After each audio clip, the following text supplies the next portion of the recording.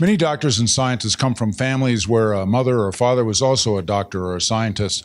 But Arnold Caplan has a very different background, and it imbued you with what I'll call tenacity. My father was a truck driver, and when I started working, I was 7 or 8 years old, putting the Sunday supplement into the newspaper in the back of an unheated truck in Chicago.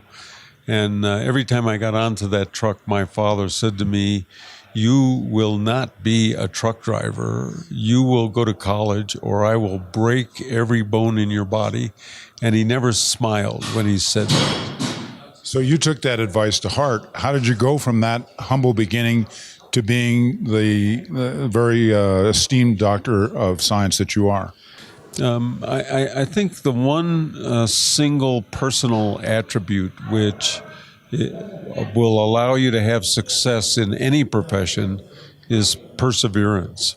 And that's sort of the cornerstone of science. My children, my grown children, want to know how can somebody who has so little patience with them do experiments that take months and months and months to do. And what you do professionally and what you do socially with your children is always quite different. So I'm involved with cell-based therapy, and I sort of gave a particular cell in the body a name, mesenchymal stem cell, and that cell has enormous therapeutic potential. Have things happened here for you at the Vail Scientific Summit that can help you go in new directions or go in the direction you're going in your research faster?